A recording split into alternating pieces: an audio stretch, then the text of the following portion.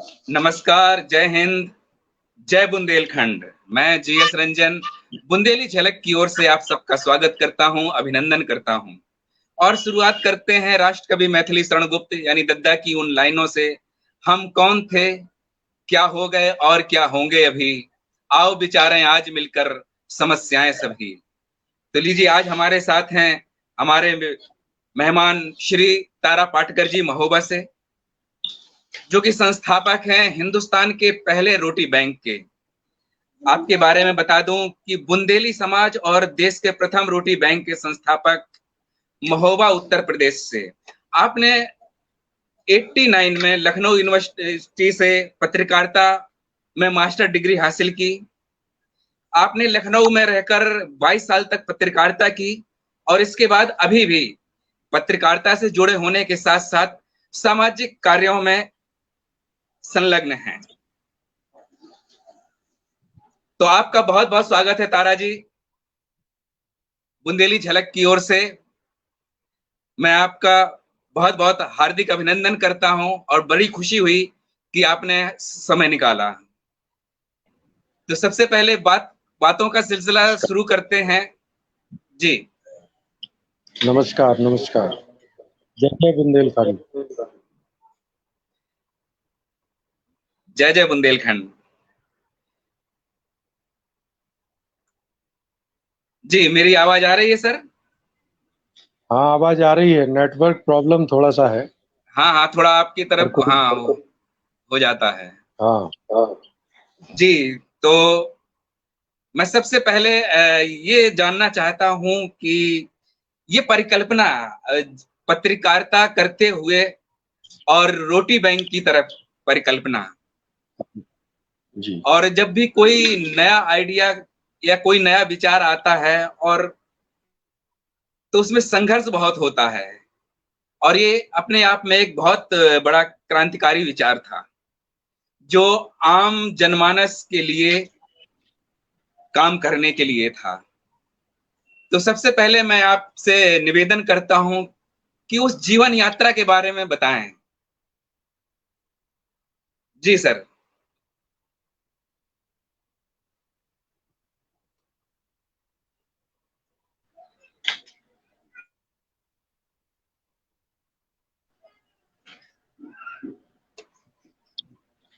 जी बताइए, थोड़ा नेट।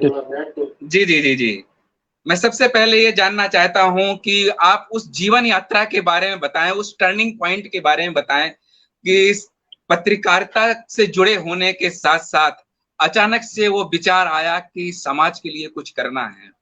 वो टर्निंग पॉइंट ऐसा था कि एक आम आदमी के लिए बहुत मुश्किल है जो आपने किया है, पत्रकारिता से सीधे समाज और समाज के साथ साथ रोटी बैंक। वो परिकल्पना का जन्म कैसे हुआ? वो कौन सी ऐसी घटना थी कि ऐसे टर्न आना पड़ा? जी देखिए, ऐसा है, ये तो मैं पहला ऐसा व्यक्ति नहीं हूँ। बहुत लोग हैं, जी लोग जानते हैं। पत्रकार थे, बाद में पत्रकार वो सामाजिक कार्यों में और उसमें कूद पड़े। जहाँ तक मेरे टर्निंग पॉइंट, मैं पत्रकारिता में आया ही था इसलिए कि मुझे समाज के लिए कुछ करना है, कुछ ऐसा करना है जो पत्रकारिता के माध्यम से मैं समाज में कुछ चेतना, कुछ बदलाव ला सकूं।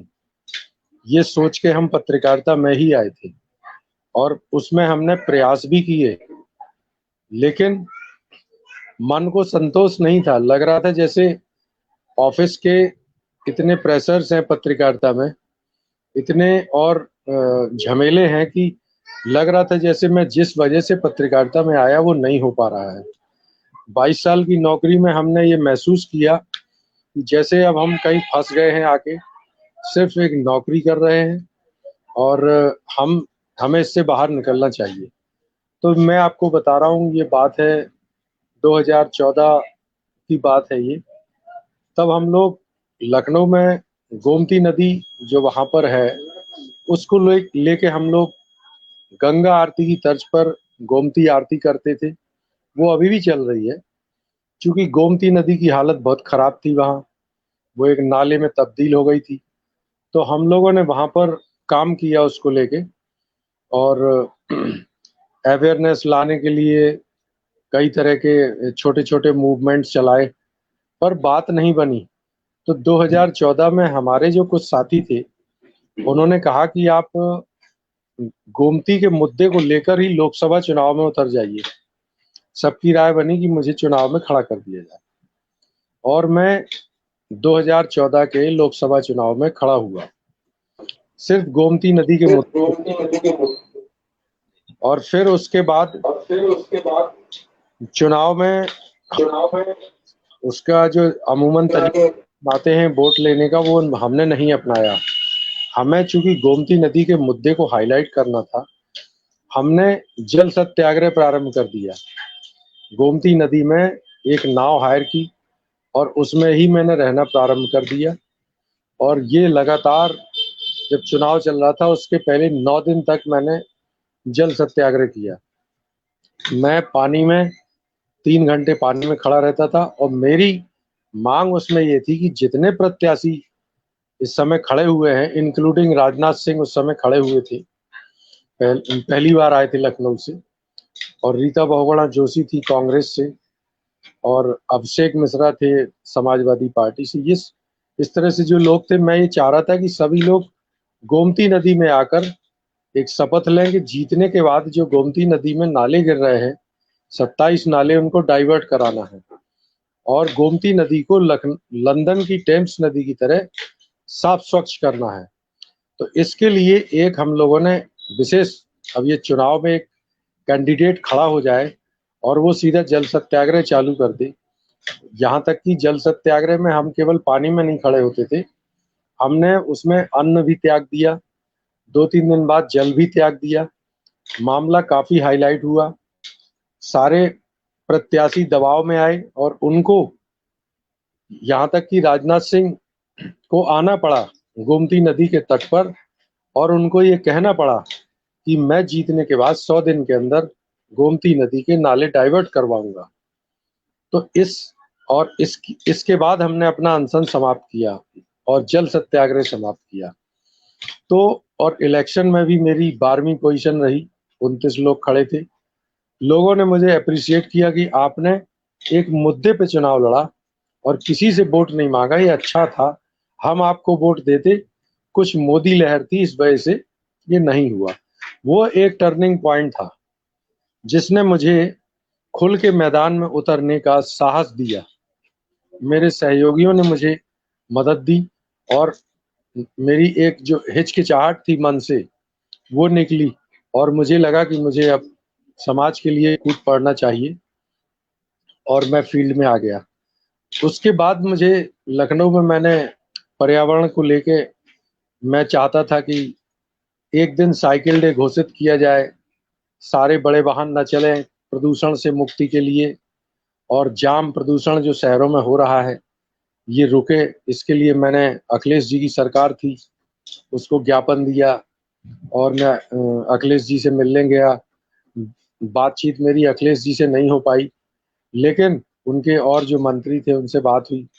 उन्होंने कहा ये कैसे होगा, हमने कहा आप चाहे जैसे करिए पर करिए। तो उसके बाद अखिलेश यादव ने साइकिल को प्रमोट करने की कोशिश की, जगह जगह साइकिल ट्रैक बनवाए, और इस तरह से थोड़ा बढ़ावा दिया। साइकिल में जो टैक्स यूपी में लगता है वो कम हुआ। गोमती नदी पे भी देखिए काम हुआ। अखिलेश सरकार ने जो गुजरात में अहमदाबाद में साबरमती नदी का मॉडल था, उसको उन्होंने अडॉप्ट किया, और कहा कि गोमती नदी में जो नाले गिर रहे हैं इसको बाहर निकालना है और एसटीपी तक ले जाने हैं पाइपलाइन से, और दोनों तरफ दीवार बनाने। तो काफी काम उस पे हुआ। तो सर ये थोड़ा सा जी, सर थोड़ा सा कैमरा कैमरा हिल रहा है आपका, थोड़ा सा उसको अच्छा, कहीं, हाँ, स्टे कर चलिए लीजिए। अब नहीं। जी उस जी पे जी जी काफी जी काम हुआ, उससे मुझे थोड़ा शक्ति मिली, और मुझे लगा कि गोमती काम हो रहा है। अखिलेश सरकार ने 900 करोड़ की एक रिवर फ्रंट योजना बनाई, जो बाद में थोड़ा सा, बाद में विवादों में थोड़ा आई, क्योंकि उसमें भ्रष्टाचार चूंकि हमारे देश की एक बहुत बड़ी समस्या है, तो वो लेकिन काम उस पे चल रहा है। इसी तरह से साइकिल को लेके कुछ काम हुआ, लेकिन हम ये काम नहीं करा पाए कि एक दिन साइकिल बेघोषित हो जाए। हमने कहा चलो कोई बात नहीं, आगे होगा। पर उससे मुझे एक आत्मविश्वास मिला कि मुझे समाज के लिए अब खुल के ही काम करना है। फिर मैंने नौकरी अपनी छोड़ दी। उस समय मैं जनसत्ता दिल्ली वाले में था, लखनऊ में रिपोर्टर था, लेकिन मुझे अचानक एक साहस मिला और मैंने नौकरी छोड़ दी। मैंने कहा जो भी परेशानी होगी वो आगे देखा जाएगा। फिर मैं लखनऊ में ही कुछ समय सक्रिय रहा, लेकिन मुझे लगा कि लखनऊ से ज्यादा मेरी जरूरत बुंदेलखंड को है, क्योंकि हमारा जो बुंदेलखंड है वहां पर काम नहीं हो रहा है, वहां पर काम करने की जरूरत है। वो मेरी मातृभूमि है, मातृभूमि मुझे बुला रही है।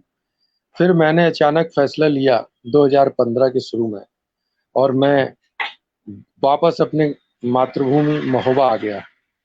फिर यहाँ चूंकि स्वास्थ्य सेवाओं का हाल बहुत खराब है, तो उसको लेके चूंकि पूरे बुंदेलखंड में स्वास्थ्य सेवाओं का हाल बहुत खराब था, हमने एक उसके लिए बुंदेलखंड में एम्स खुलना चाहिए, इसको लेके एक आंदोलन प्रारंभ किया। और उसको लेके हमने मार्च 8 मार्च 2015 से एक पोस्ट कार्ड अभियान प्रारंभ किया। हमने सोचा कि यहाँ के गरीब लोग हैं, ये लोग प्रधानमंत्री तक अपनी बात एक 50 पैसे के पोस्ट कार्ड के माध्यम से पहुंचा सकते हैं। सशरीर नहीं जा सकते, लेकिन एक पोस्ट कार्ड के माध्यम से प्रधानमंत्री कार्यालय तक पहुंच सकते हैं। उस पोस्ट कार्ड अभियान का भी असर पड़ा जब हमने करीब 42,000 पोस्ट कार्ड प्रधानमंत्री कार्यालय भेजे थे लोगों के द्वारा लिखवाकर। उसी समय हमारे सांसद जो हमीरपुर के सांसद थे, उन्होंने पार्लियामेंट में बुंदेलखंड में एम्स की मांग खासतौर से महोबा में उठाई, और उन्होंने बताया कि महोबा में एक पोस्ट कार्ड अभियान चल रहा है इसको लेके, और इस पे होना चाहिए, यहाँ लोग इलाज के अभाव में मर रहे हैं। उससे हमारा हौसला बढ़ा। हमने 1 लाख की जगह 1.5 लाख 2 लाख पोस्ट कार्ड प्रधानमंत्री जी को भिजवाए। रक्षाबंधन में अपनी यहाँ की बहनों से, माताओं से हजारों राखियां बल्क में भिजवाई। हमने कभी 5,000 कभी 10,000 इस तरह से राखियां भिजवाई, और उसका असर ये हुआ कि प्रधानमंत्री कार्यालय से बहनों के पास धन्यवाद लेटर आते, और वो कहते कि नहीं, आपकी रक्षा हमारा फर्ज है, हम लोग प्रयास कर रहे हैं। लेकिन दुर्भाग्य से हम लोगों को उसमें कामयाबी अभी तक नहीं मिल पाई। हमें लड़ते लड़ते ये महसूस हुआ कि हमें हमारी बात सुनी नहीं जा रही है। क्यों नहीं सुनी जा रही है? लगता है बुंदेलखंड की आवाज को हमारे जो राजनेता हैं, चाहे वो लखनऊ में बैठे हों, चाहे भोपाल में बैठे हों, चाहे दिल्ली में बैठे हों, वो सुन नहीं रहे हैं। यहाँ के लोगों की चीख पुकार नहीं सुन रहे हैं। फिर हमको लगा कि इसका एकमात्र उपाय सिर्फ बुंदेलखंड राज्य है, ये एक अभियान चालू करना पड़ेगा। अब जैसे इधर मुझे एक बीच में और बात बतानी है। आपने मुझे बताया कि जैसे मैंने रोटी बैंक प्रारंभ किया, जी। हमारे एक साथी और थे, हाजी मुट्टन, दोनों लोगों ने 2015 में ही, चूंकि हमने बीमारी और भूख के खिलाफ जंग जारी की थी, तो उसमें हमने सोचा कि हम लोग, यहाँ भुखमरी भी बहुत है, गरीबी बहुत है, अपने क्षेत्र के गरीबों के लिए क्या कर सकते हैं। तो हमने सोचा हम ज्यादा कुछ नहीं कर सकते हैं, कम से कम उनको भोजन दे सकते हैं। तो हम लोगों ने एक फंडा तैयार किया, मैंने और हाजी पावेस, हाजी मुट्टन जो हमारे मित्र थे, कि 2 रोटी हम लोग अपने घर से, थोड़ी सी सब्जी क्या ले सकते हैं। हमने कहा ऐसा हो सकता है, हमने घर में अपने बात की। हमारे कुछ और साथी थे, उन्होंने भी कहा नहीं नहीं, 2 रोटी तो आराम से मिल जाएगी। हमने कहा केवल शाम को अभी हमको करना है। तो हम लोगों ने साइलेंटली, 5 लोगों ने अपने घर से 2 रोटी, किसी ने 4 रोटी, थोड़ा सब्जी लेके इकट्ठा किया, और हम लोग निकले कि कहीं चौराहे पर कोई एक अपाहिज या कोई हेल्पलेस बंदा बैठा हो, हम उसको भोजन दे देंगे, कुछ तो करेंगे। तो इस तरह से हमने शुरुआत की। उसमें भी हमको हेजिटेशन हुआ, क्योंकि जहां हम भोजन देने की कोशिश करते तो भोजन लेने वाला हमको शक की निगाह से देखता, ये लोग आके हमको भोजन क्यों दे रहे हैं, और लोग भी देखते कि ये लोग क्या कर रहे हैं। लेकिन जब हमने बताया तो लोगों ने अप्रिशिएट किया कि नहीं, ये तो बहुत अच्छा है, हम भी अपने घर से रोटी देंगे। कुछ उत्साही युवक आ गए, उन्होंने कहा, अरे अंकल, हम अपने मोहल्ले से हम खाना कलेक्ट कर सकते हैं, हम ला सकते हैं। तो वो कुछ युवा साथी जुड़ गए। इस तरह से ये 3 महीने के अंदर इसमें हमारे साथ 500 घरों से खाना आने लगा, और उसमें हर तरह का जो भी खाना बनता, लोग ताजा खाना बनाने लगे। शाम को हम लोग 6 बजे चालू करते थे और ये 8 बजे तक कलेक्शन करते थे, और फिर उसमें कलेक्शन के बाद पैकेट बनाते थे, उसमें 4 रोटी और थोड़ी सब्जी इस तरह से बनाते थे, और कोई अगर 2 पैकेट मांगता है उसको देते थे। फिर हमने चौराहों के साथ हमने बस स्टैंड, रोडवेज और रेलवे स्टेशन जाना प्रारंभ किया। रेलवे स्टेशन में हमें रोका गया, वहाँ पुलिस ने हमको मना किया कि आप लोग ये खाना क्यों खिला रहे हैं इधर, कहीं आपने इसमें कुछ मिला के दे दिया, आप कौन हैं हम नहीं जानते, तो जहर खुरानी हो सकती है। फिर हमने अपने साथियों को एक सबको एक एडमिट कार्ड जारी किया, आइडेंटिटी कार्ड जारी किया, उसमें नाम, फोटो सारी लिखी, लगाई उसमें, और बाकायदा मीडिया में आया ताकि लोग ये जान सकें कि ये रोटी बैंक वाले बंदे हैं। तो इस तरह से हम लोगों को 3 महीने में बड़ा अप्रिसिएशन मिला, और वो मीडिया में भी उसका काफ़ी ज़्यादा प्रचार हुआ। सिचुएशन ये बन गई कि हमारे पास इतने फ़ोन आने लगे मदद करने वालों के, कानपुर से, दिल्ली से, बॉम्बे से, यहाँ तक कि विदेशों से फ़ोन आने लगे कि वो कहते हैं अपना अकाउंट नंबर बताइए, हम आपकी मदद करना चाहते हैं, पैसा देना चाहते हैं। हमने लोगों से कहा कि हमको पैसा नहीं चाहिए। यदि आप रोटी बैंक की मदद करना चाहते हैं तो आप अपने यहाँ पर ये देखिए कि आपके घर के आसपास कोई भूखा सोने को मजबूर तो नहीं, उसको आप भोजन कराइए। अपने 1 किलोमीटर के दायरे में देखिए, अगर आप हफ्ते में 1 दिन, 2 दिन, 4 दिन अगर लोगों को खाना खिलाते हैं तो समझ लीजिए रोटी बैंक की मदद है। अगर आप और जितना कर सकेंगे उतनी मदद होगी। कुछ सामाजिक संगठन हम लोगों को सम्मानित करने के लिए भी कहे, उन्होंने कहा कि हम आपको सम्मानित करना चाहते हैं। हमने कहा कि नहीं, हमारा सबसे बड़ा सम्मान ये होगा कि आप भूखों को भोजन कराइए। इसका असर ये हुआ कि देश में जगह-जगह रोटी बैंक खुले। आज हम लोगों ने जा कर, जैसे पूरे बुंदेलखंड में तो हम लोगों ने जगह-जगह जा कर रोटी बैंक खुलवाए। बांदा में खुलवाया, वहाँ चित्रकूट के अतर्रा, बबेरू कई जगह खुला। यहाँ उरई में चालू हुआ और झांसी में चालू हुआ। ललितपुर में कम्युनिटी किचन चालू हुई। इस तरह से छतरपुर में यहाँ पड़ोस में चालू हुआ। आप उस्मानाबाद में चालू हुआ, हजारीबाग में चालू हुआ, दिल्ली में चालू हुआ और आगरा में चालू हुआ। बॉम्बे के में जो डिब्बे वाले जो भोजन कराते थे, जो मशहूर थे, उन्होंने अलग से रोटी बैंक चालू किया। कहने का मतलब, हमारा रोटी बैंक धीरे-धीरे सभी ने रोटी बैंक नाम रखा। लोगों ने हमसे एडवाइस ली। ऐसे हम जो है इसको प्रारंभ कर, हमने कहा कोई दिक्कत नहीं, आप आपकी मदद करेंगे। खुशी की बात ये है कि वो पूरे देश में रोटी बैंक का प्रचार प्रसार हुआ, और हमको इसके लिए माननीय अखिलेश यादव जब मुख्यमंत्री थे उत्तर प्रदेश के, दिसंबर 2016 में उन्होंने मुझे लखनऊ में सम्मानित किया कि आपने ये मुझे पहला पुरस्कार मिला। तो ये सारी चीजें हुई, और उसके बाद में मोदी जी ने मन की बात कार्यक्रम में भी रोटी बैंक का जिक्र किया, और उन्होंने कहा कि देश में जगह जगह भूखों को भोजन कराने की ये रोटी बैंक चल। ये एक यात्रा है हमारी।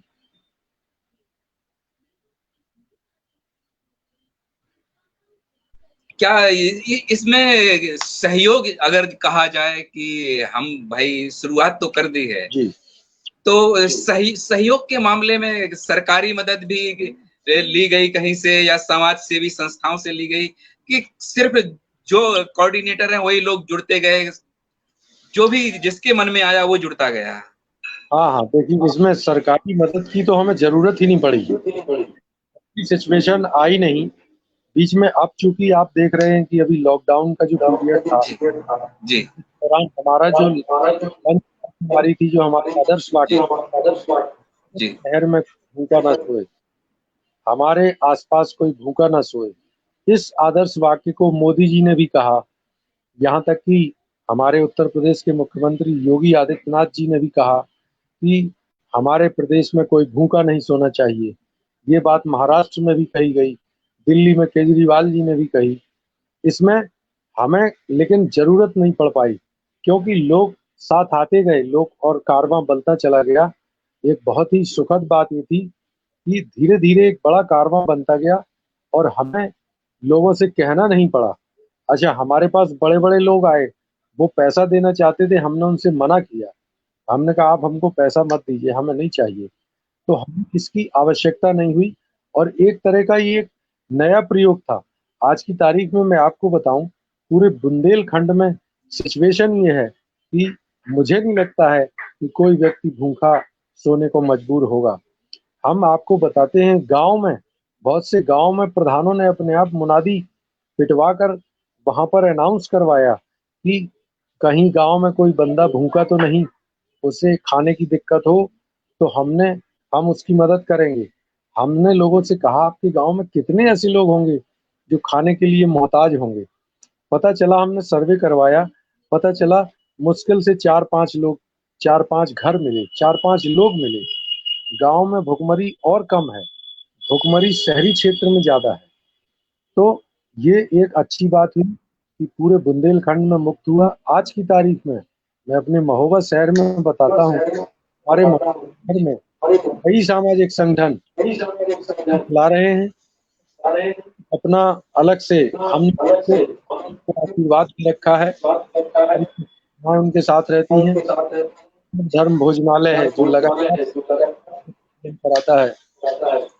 इसके अलावा व्यापार मंडल करा, पहले क्रशर यूनियन ने एक अभियान चलाया था, वो भूखों को भोजन कराते थे। और बाकी हमारे बॉक्स रखे हुए हैं 2-3 जगह, वहां पर भी लोग खाना डाल सकते हैं, वहां भी लोग लेने आते हैं और कोई जरूरत नहीं। हमने कहा कि हमारा मकसद सिर्फ ये है कि कहीं पर भी आपको कोई भूखा दिखता है, आप उसे भोजन करा सकते हैं। अब सिचुएशन ये है कि लोग जो भीख मांगने निकलते हैं, वो खाना नहीं मांगते, वो पैसा मांगते हैं। हमने लोगों से कहा कि पैसा मत दीजिए लोगों को, उनको भोजन दीजिए। और इसके अलावा हम लोगों ने कपड़े भी बांटना चालू किया। हमने देखा कि किसी के पास कपड़े नहीं, तो लोगों ने हमें कपड़े दिए। घर घर से कपड़े आते थे, हमारे पास इतने कपड़े आ जाते थे कि कुछ पूछिए मत। इतने कपड़े बांटे कि अब लोग कपड़े लेते नहीं है। लोग कहते हैं हमको नए कपड़े चाहिए, ये पुराने लोग लेते नहीं। डॉक्टर्स फ्री इलाज करते हैं। कोई अगर गरीब आ जाता है, लगता है बहुत से डॉक्टर्स तैयार हैं, उनका पैनल बना हुआ है, वो उनके पास चला जाएगा, वो पैसे नहीं लेंगे, उनको फ्री इलाज करेंगे। बाकी हम लोगों के हेल्पलाइन नंबर है कि कहीं पर किसी को कोई ऐसा व्यक्ति दिखता है तो वो बताएं, हम उसकी मदद करेंगे।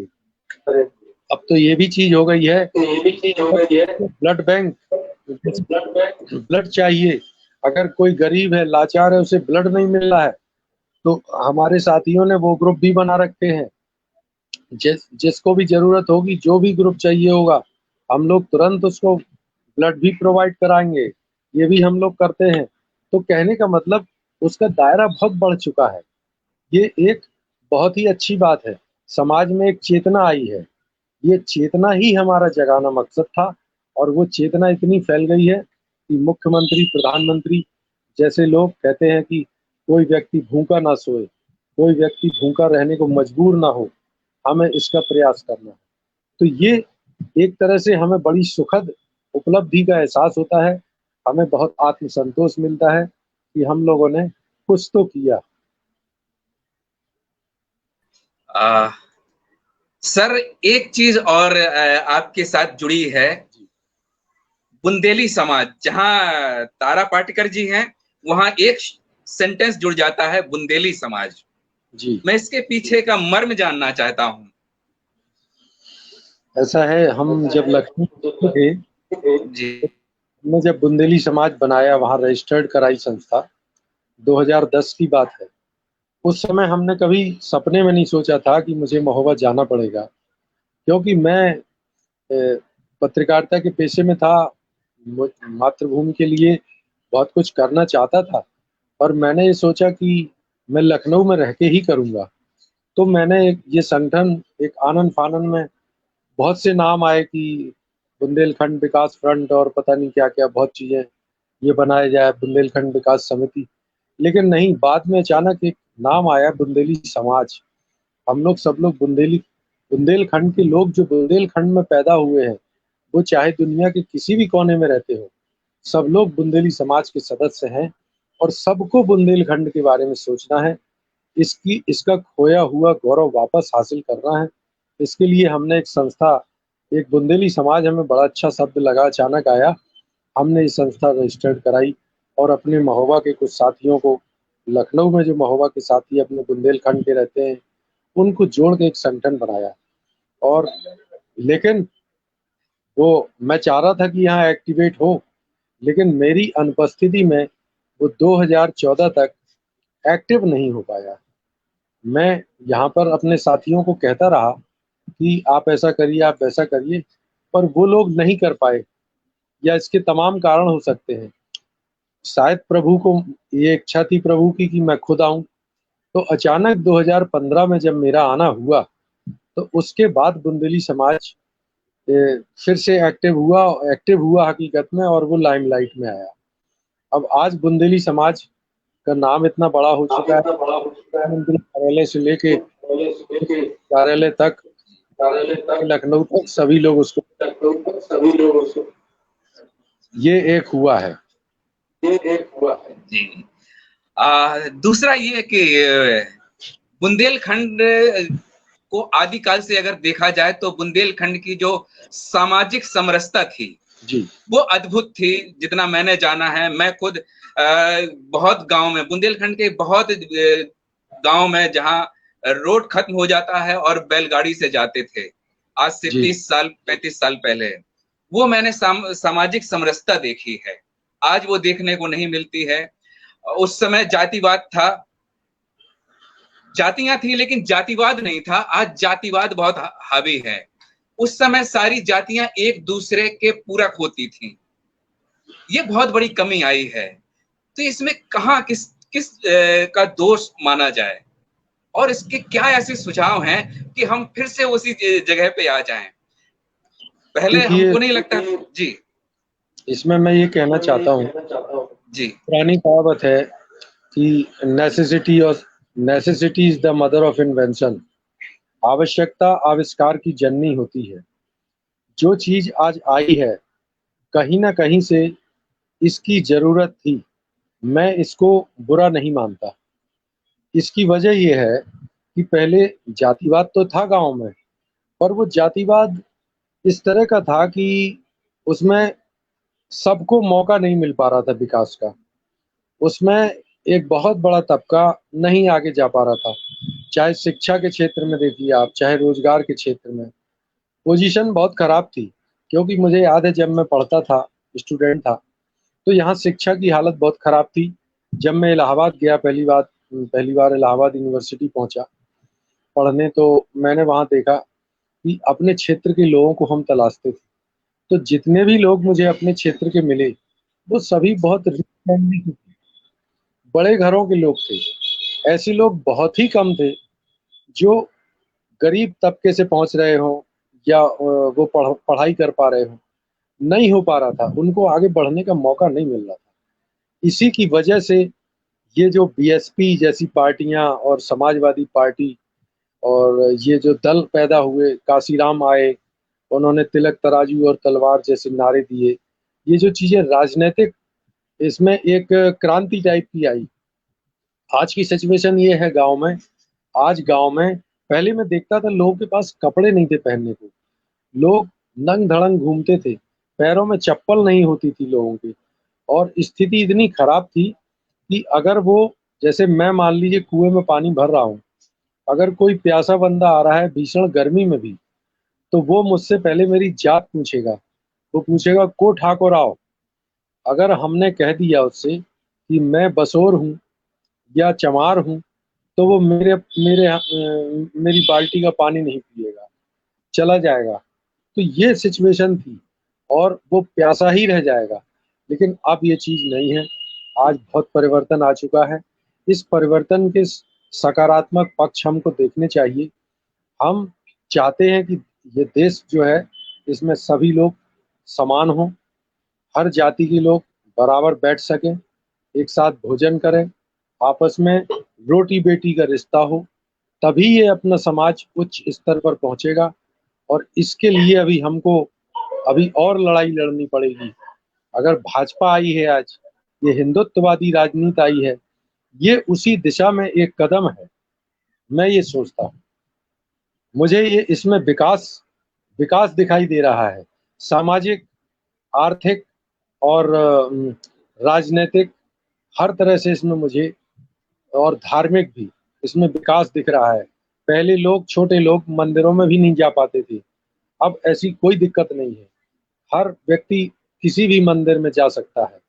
जैसे हमीरपुर का आपको केस याद होगा, मुझे पता है कि पहले हैंड पाइप अलग थे। वहां पर एक जो, अगर ठाकुर पानी वहां पे भरते हैं तो, और दलित वगैरह नहीं जा सकते थे। कुछ गांव तो अभी भी बचे हुए हैं। तो ये जो सिचुएशंस है, ये हमारे लिए कलंक है। इसको हमें समाप्त करना है। हमें वो बुंदेलखंड चाहिए है।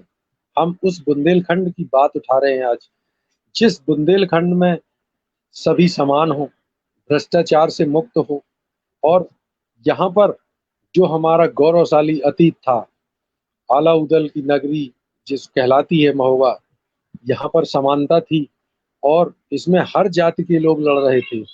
राजा छत्रसाल, महाराजा छत्रसाल का बुंदेलखंड, गुरु गोरखनाथ यहाँ रहते थे, उनका बुंदेलखंड। हम चाहते हैं भगवान राम का बुंदेलखंड। जब भगवान राम वनवास हुआ उनको, तो 14 साल काटने के लिए उन्होंने हमारा बुंदेलखंड चुना था। क्योंकि यहाँ की आबो हवा, यहाँ के लोग, उनमें सेवा भाव बहुत है। यहाँ के लोग बहुत सीधे साधे हैं, बहुत अच्छे हैं। यहाँ का पर्यावरण बहुत अच्छा था। यहाँ के खूबसूरत पहाड़, यहाँ की खूबसूरत नदियाँ, यहाँ पर खूबसूरत तालाब, यहाँ की संस्कृति, यहाँ का कल्चर, यहाँ की जो है सब चीजें बहुत ही खूबसूरत। यहाँ की भाषा बोली सब बड़ी मिठास वाली है। वो उनको बड़ी प्रिय थी और वो इसीलिए 12 साल रहे। हम उसी बुंदेलखंड को लाना चाहते हैं, हम उसी की परिकल्पना करते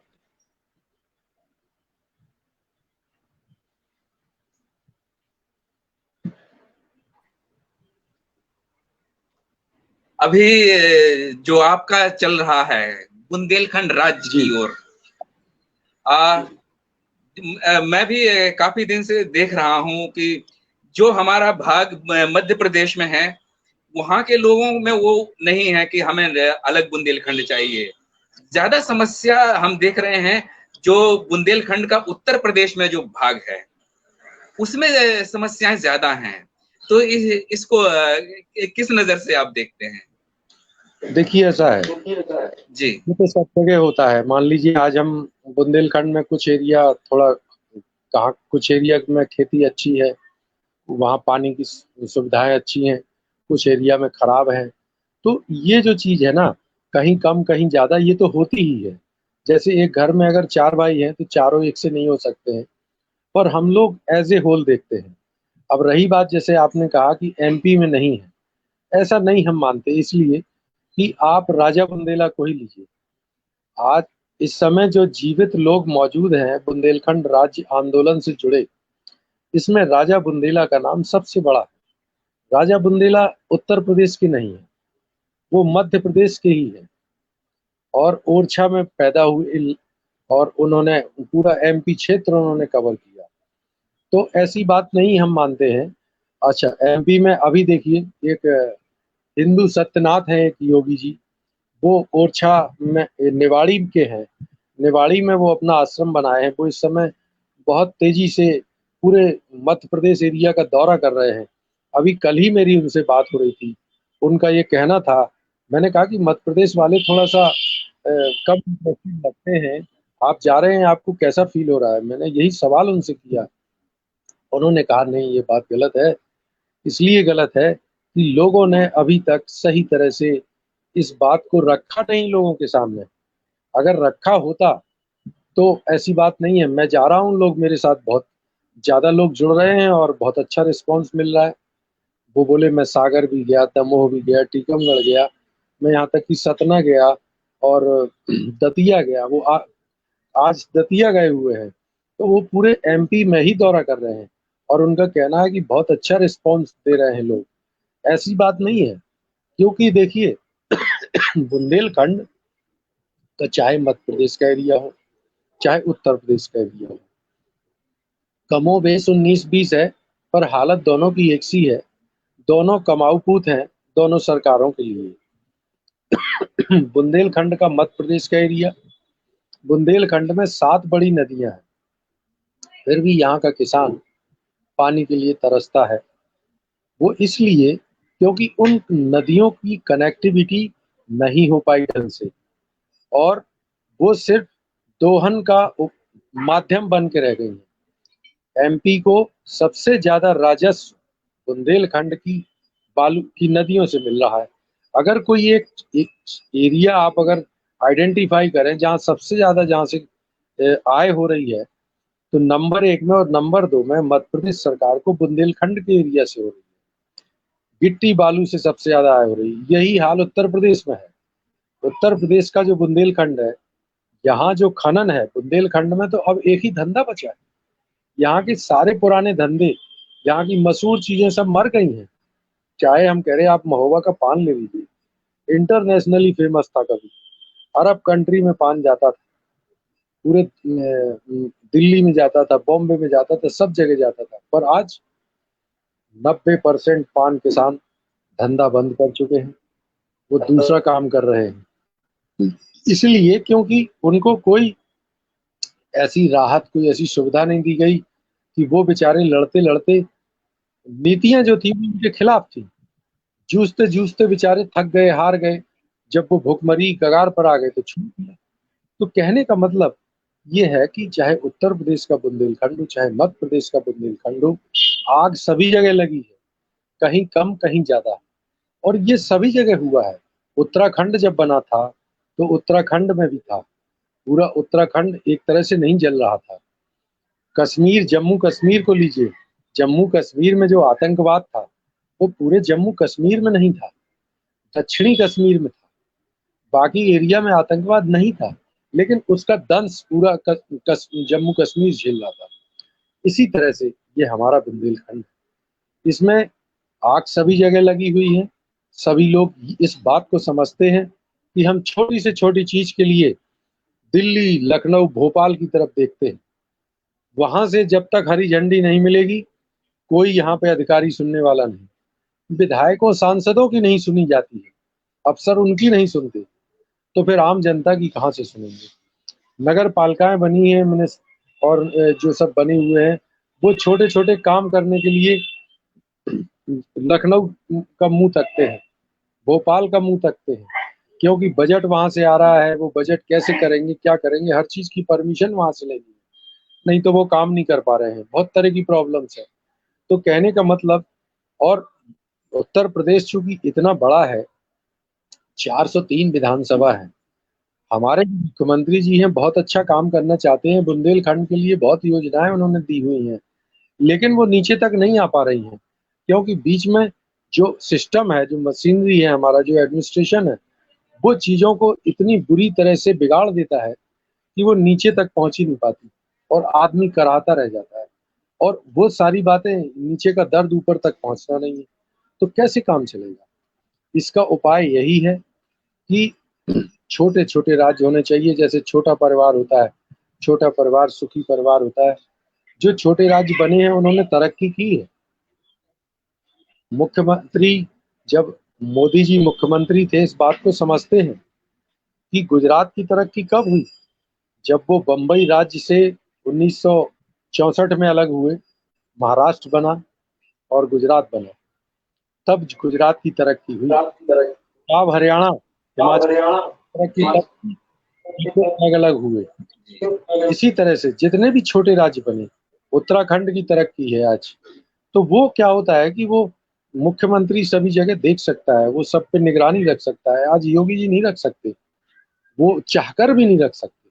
हम उनको तो बहुत अच्छा मानते हैं कि वो बहुत प्रयास कर रहे हैं, लेकिन कहाँ से कर ले।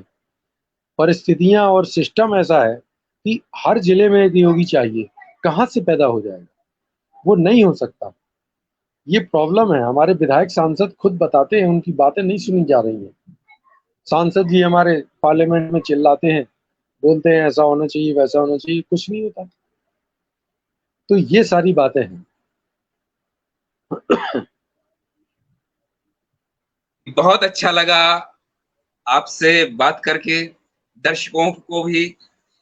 और बुंदेली झलक की ओर से हम जितना भी प्रशंसा करें, सचमुच आपने जो अद्भुत कार्य किया है वो एक मिसाल बन के रह गया है देश के लिए। और आप को ही देख के देश में ना जाने कितने भूखों को आज खाना मिल पा रहा है। इसके लिए हम बहुत बहुत आभार व्यक्त करते हैं आपका। और मैं जितने लोग अभी सुन रहे हैं, आगे भी रीटेलीकास्ट में सुनते रहेंगे, तो मैं उनसे यही निवेदन करता हूं, खास तौर पे कि बुंदेली समाज की एक इकाई बनिए। हम सब बुंदेली समाज की एक इकाई बन के ही बुंदेलखंड के लिए बेहतर काम कर सकते हैं। थोड़ा सा सोचिए अपने बुंदेलखंड के लिए, अपनी संस्कृति के लिए, अपने साहित्य के लिए, अपनी पुरातन संस्कृति। जहां तक कहा जाए कि सबसे पुरानी संस्कृति बुंदेलखंड की संस्कृति है। जी जी जी। तो मेरा सभी से निवेदन है, जो भी सुन रहे हैं, मेरी आवाज जहां तक जा रही है कि बुंदेली समाज की एक इकाई बनने की जरूरत है। हाथ से हाथ पकड़ के चलते जाएंगे, जंजीर बनती जाएगी और हम जरूर कामयाब होंगे एक सफल बुंदेलखंड बनाने के लिए। तो बहुत बहुत धन्यवाद आपका। और कल फिर शाम 6 बजे एक नए मेहमान के साथ हम एक नई चर्चा के साथ फिर मिलेंगे। धन्यवाद, धन्यवाद सभी का। जय हिंद, जय बुंदेलखंड। जय जय बुंदेलखंड।